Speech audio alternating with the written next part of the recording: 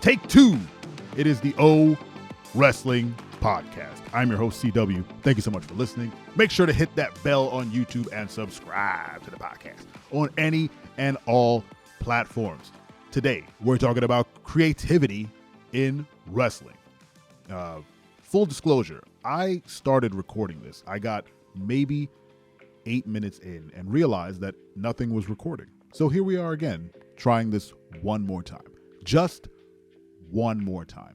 Now, wrestling is, by nature, a creative endeavor. It is a combat play that these professional athletes put on for all of us to watch. It is a Broadway play with punches and kicks and suplexes and whatnot, and it's great. It's a fun time. It's absurd. It's ridiculous. It's the reason that this podcast exists. Again, it's called the O, wrestling, as in like, oh, wrestling. You're so goofy. It's a creative endeavor. You go in there and you have to improvise a match for the most part. The endings are scripted, but the bumps are real. That's what people say. Wrestling's not fake. It is scripted. But the wrestlers have to call audibles all the time. If someone gets hurt, things have to adjust. A perfect example is WrestleMania, where The Miz and Shane McMahon, for some odd reason, and Snoop Dogg had a weird segment where Shane inexplicably blew out his quads like only a McMahon can on national television. And then Snoop and Miz had to, I think, bump up their segment where I think Snoop was really comfortable slapping the Miz. So it looked like they had practiced something like that prior, so I think he was going to do it anyway, but they had to move everything along a little faster because, again, Shane, his legs exploded out from underneath him because he's too old to be doing this, and he's not a professional wrestler. Stop doing that, Shane. Anyway, the poise that everyone in the ring had, from the referees kind of quietly conducting what was happening, to the Miz selling like a madman, to Snoop Dogg being able to, pivot so quick. I mean, Snoop Dogg is a decades-long performer. He hasn't done this sort of thing, but he's had to adjust his sets and his concerts and whatnot. He's had to, run for his life. He's had to do a lot of things. I'm sure he's comfortable saying, yeah, I'll punch him quick. I think he improvised a lot of the dialogue he was saying. I mean, he didn't say anything crazy, but he did sell it, and that takes creativity. That takes a sharp mind. That takes a mind for the business. And let's be perfectly clear. Snoop Dogg is a professional wrestler. He gets paid to, well, not take bumps, but he does throw punches, and now he's done a people's elbow, if you want to call it that. And he's done top rope moves. I mean, he's a professional wrestler. Now, is he a good professional wrestler? No, but he got paid to do it, so that's what he is. Add it to his resume, y'all. But that whole segment was such a beautiful example of how creativity is used in professional wrestling, because it could have gone way worse. And I'm factoring in the fact that Shane McMahon's quads left his body and soul. It could have just stopped immediately, but everyone's reaction time was so quick, and the improv was great. It made it an oddly better segment. So kudos to everyone involved, especially The Miz. I don't think The Miz gets enough flowers for being such a great vet and understanding his position and his ability to put other people over. I mean, there really is no one better than The Miz. So kudos to him. But the reason that this topic popped into my head for this episode is this past Raw, there were a lot of travel issues, meaning a lot of the performers weren't able to make it to the arena on time or even at all. I think some people made it at the end of the show, some made it in the middle, but there was a very limited amount of performers in the arena when the show kicked off. Now, it's live TV. You can't call it. You can't say, well, we can't do it because Matt Riddle and Sami Zayn haven't made it yet. It's like we got to put on a show. So whoever's here, you're going out and you're going to do something. But one thing that came out of that sort of scramble to make sure the show gets put on properly was matches were longer. People were given more time to tell a better story in the ring. and it made it a better show, a vastly better show than the week prior. And it all kicked off with Rey Mysterio versus Finn Balor. Finn Balor, a man whose head is stapled.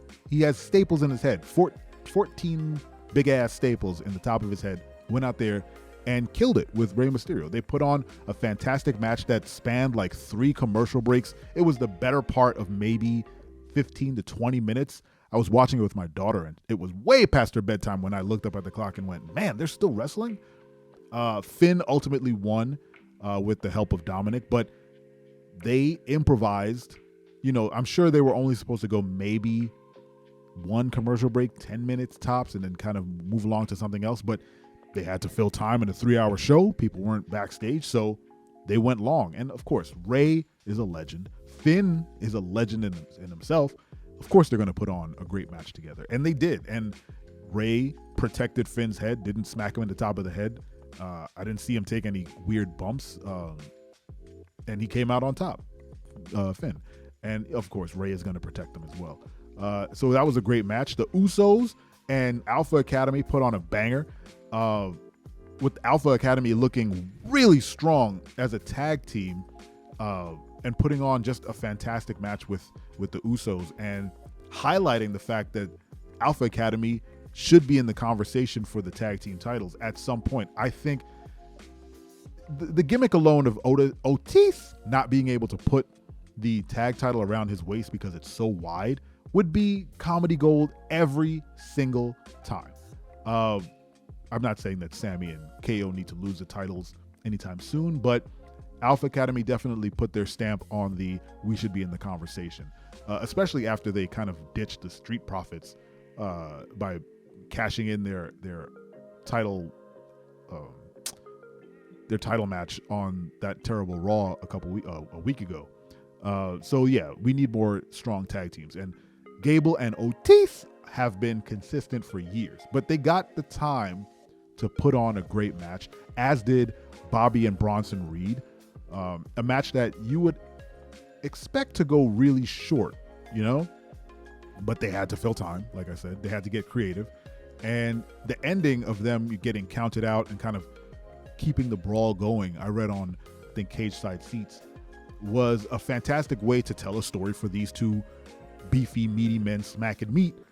If a ring can't contain them, if they get to Backlash and they're going to have a match, is it a Falls Count Anywhere? Is it a cage match? Is it a Hell in a Cell? Is it something that adheres to their inability to stay in the ring? I mean, that's great storytelling if you make it that far. So the Raw was decent, and the last match, KO versus Solo, was a great example of them, you know, working with what they had. KO had no Sammy to back him up, and the Usos were there to back up their little brother Solo. So he cut a promo saying, I'm going to fight no matter how much backup I have or how much backup I don't. And Matt Riddle and Sami Zayn made it to the arena at the end to kind of not save the segment, but definitely, you know, complete that promo loop. He didn't have backup. They come sprinting in to help him clear the numbers game, and then they did.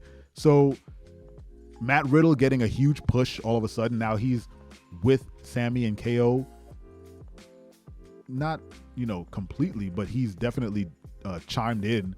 Now he wants to get his revenge on the Bloodline as well. So who knows? Maybe Backlash there'll be a Solo and the Usos versus KO, Sammy, and Matt Riddle. Could happen. I'd watch that. Matt Riddle's a great wrestler too. I mean, it's good to see him back.